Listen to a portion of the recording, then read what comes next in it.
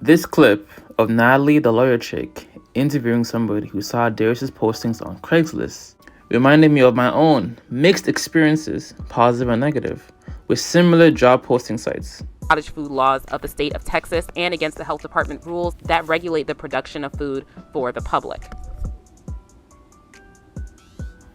An example of this $289, because it's now $289 for the year 2023 and 2024 event, is that these people have to serve themselves their own food, going so far as to dip their hands into a vat of Kool-Aid sangria that is made in plastic containers that are not food safe. The reason he doesn't have servers, although he does have assistants, but the reason he doesn't have servers is because the servers that he did hire to help him with his event, he did not pay. Let's hear from Dustin, who is a subscriber of this channel, who shared his account of having worked for Darius Cooks in Louisiana. So, Dustin, what's your line of work? I wait tables, service industry, basically, and I am a musician, but, as I'm getting older, I do less of that. Yeah. Gotta pay the bills. I get it. Exactamundo.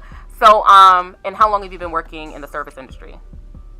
I'd say 22 plus years. Yeah, 22 years. Oh, that's a good amount of time. Okay, so you're pretty familiar with, like, what it means to be hired by somebody to do that type of work and what should normally happen then. Most definitely. I've helped open restaurants. So oh, okay. I know what I'm doing. Yeah. So you've helped to open restaurants, and have you also worked for people in catering? Of course, yeah. And there came a point in time where you were hired on by Darius Cooks, or Darius Williams is his real name? Yep. Okay, so how did that come about? Craigslist, I saw a post, and I was like wanting, at the time, just like to make it a little extra scratch. Normally, I had worked catering for like events, like a specific place, catering place here in New Orleans on St. Charles Street. And I was like, this would be kind of cool to do like a private event, why not? All right, so Kijiji is more popular here in Canada, but it's a similar equivalent to Craigslist in the States or wherever else you may be, right? So I've had positive and negative experiences conducting business or doing a job off of these forum sites. Heck, I even made a video, a vlog style video once upon a time, where someone asked me to shovel their backyard. They paid me, I think, $50 or $60 for maybe an hour of work, and it was pretty chill. It was a good experience, right? So all going, bro. Welcome back to another installment of Edutainment. So y'all know I practice what I preach, right? I practice what I preach. So if somebody says no cap, they mean no lie. They're not lying. They're telling the truth, and you should believe them, because people don't lie when they say that they're not lying, and that's no cap. So as you may or may not know, the channel right now doesn't give me enough sustained income monthly or bi-weekly to make it full-time just yet. I saw a posting on Kijiji, obviously, right? I saw a posting on Kijiji, and I'm like, yo, let me see what's going on with Kijiji. So for me personally, what I did recently was just, I helped this person clear their background, their backyard right here. You see that here? Backyard is cleared. The shoveling and stuff like that. See the shovels in the back right there. You see that? I saw their posting on Kijiji. They said they needed someone to help clear the garage and shovel the backyard. I did it. I paid. They even brought me some refreshments and had a good experience. And I've had another situation where there was another job posting. In this case, the job posting was basically to set up things that people order from IKEA or other companies, such as a TV stand, a desk, a bed, stuff like that. Tell me how I end up seeing this person. He says, you will be paid with after 2 weeks of work. Right? That was really kind of a red flag right there. This ain't about no love. The whole thing was a setup. After 2 weeks of work, you'll be paid. I'm like, okay, whatever. So the first week, he picks me up. At least it was good. I didn't have to drive to the location. He picks me up. First week, I work with him 3 or 4 days out of the week. Cool. I'm like, okay, cool. Second week, similar situation. 3 or 4 days out of the week, He picks me up. We set up a TV mount. We set up a bed. We set up some other stuff. And all is fine and dandy. And then I texted him. I'm like, hey, how's it going? This is the third week now. I'm supposed to get paid. No reply. No response whatsoever from this person. So I would suggest anybody who's finding jobs on Kijiji, Craigslist, or these more smaller scale, like you could say mom and pop style job postings, if you can, negotiate getting a down payment or a deposit of sorts first before conducting business for a longer period of time. So in this case, the Dustin case, I would have told him to possibly get maybe an initial deposit of maybe $50 to $100 or whatever, based on how much he would have got paid for the actual length of the job. Some type of small income deposit, right? Before committing to doing a whole 2-day, 3-day, or whatever type of amount with that person who's quote unquote hiring you. When that person or that company of sorts doesn't have a history of paying people on time or paying people in general, like if you go to McDonald's, if you get hired at McDonald's, you know for the most part you're gonna get paid, right? They have a history of paying people. But if you're going to go to these more small scale or unverified vendors or people who are posting jobs, you gotta be very careful in the sense that you don't get finessed by them, basically getting free labor out of you, as you'll see Dustin found out himself. Okay. And that private event was Dining with Darius? It was. What year was that? Do you remember approximately? It's gonna be like 2019, I think. I don't know exactly the date or anything like that. Yeah. Just, like, shoved it out of my mind. Right. You know? It was 3 years ago. Your episode, and then I was like, oh, I do who this is. Oh, okay. Yeah. And that was in... And it's funny, this happened to me almost 4 years ago. I'm just now telling this situation that happened to me on a public platform. So when you see scam stories coming out years later, people for the most part, if you get scammed out of maybe anything less than $1,000, is it really worth it to go into court for over that amount?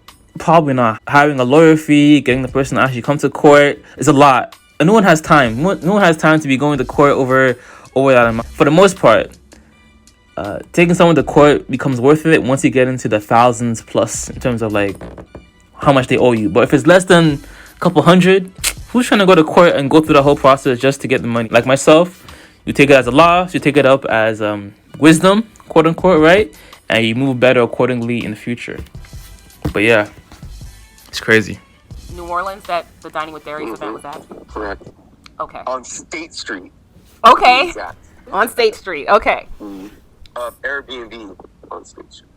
So it was just like me and him there, pretty much setting everything up, you know, doing a little prep work here and there, placements of, you know, this, that, and the other thing.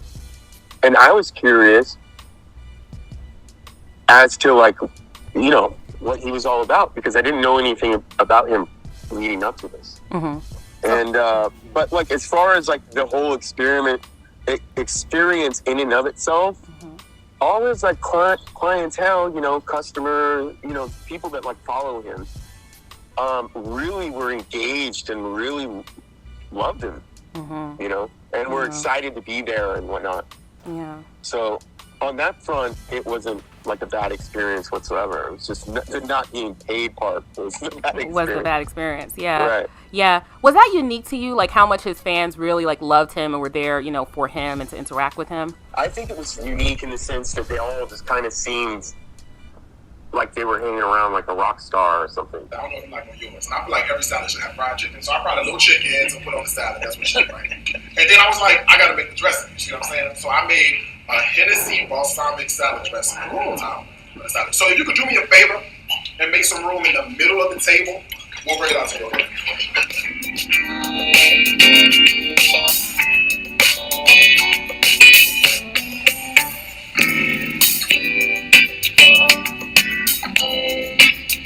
Yeah. So how much were you promised to be paid? Was it put in the Craigslist ad or when he spoke to you in person? How much were you promised to be paid?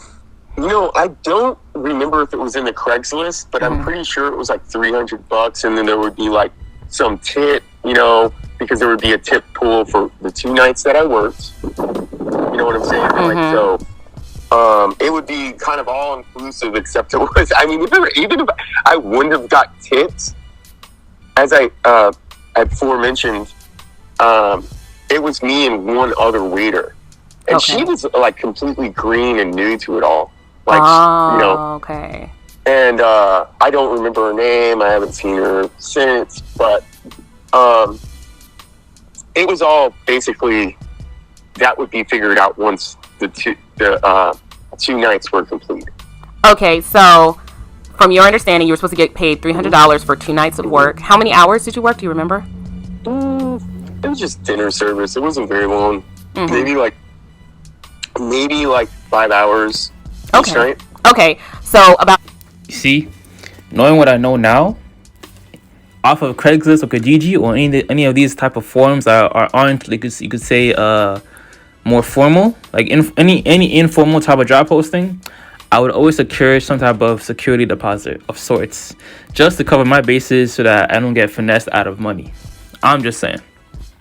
10 hours of work, you would get paid $300, and then whatever tip, like residual, like tip, once he's paying for whatever it made sense to me at the time. I was like, sure, okay, yeah. So, did you get any of the tips? Nah, I got nothing. Nothing. So none of the tips and none of the $300 that you were promised for the 2 nights. 0. And what did you do to try to, get payment if you did anything at all? I called him and was basically just ignored. I don't know, he blocked me or whatever. And then at a certain point, I just gave up on it. Wow. Wow. I mean, why spend the time? Why make my job trying to find out where he's at when I had already known. I already knew he was from out of town. And I will say this. I did look him up on Instagram. Yeah. And I was just like, And I might have messaged him, but because I never got a single response, I just let it go. Yeah. I was just like, you got to. Yeah, you had to move on your life. All these years later, I just see your video, and at first, because I usually have podcasts in the background, and then I'll glance over now and then. But then once you got to going on about it, I was like, oh, it's him. Yeah. So to be clear, Dustin is not alone. He learned about the Darius Cooks' ongoing widespread issues from watching this channel, but there are other individuals who have worked for Darius that have come forward and said that they have not been paid. Currently on my burner account, given that Darius has blocked me from my main account. But this is his current caption. Tickets officially went on sale at noon. 45 minutes later, 1 million in sales. Remember, all publicity is good publicity. And to every hater, miserable ex, and those who like to hide in bushes, this wouldn't be possible without you. Thank you. To the real supporters, let's do this. We finna eat good and party all 2023. Hashtag a forever problem. Now, and he goes on to show us a screenshot of sales, quote unquote. Now remember, this is sales. This is not revenue. He's not factoring those he intends not to pay, the waiters he intends not to pay, and other costs associated with delivery and serving of food. So that's one thing. The second thing is that screenshots on Shopify can be faked or manipulated to show a certain outcome. A video on that linked right now.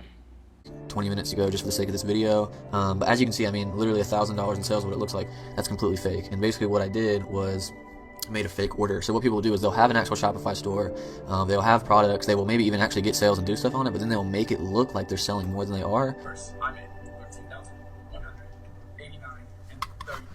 And how they do that is they'll actually create an order. So you can actually go in here, create an order.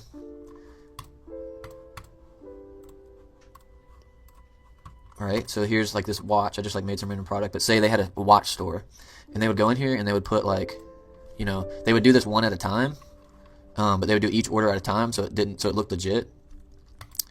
But then they would type in, let's just do like a big number. See all that? So that's a huge number.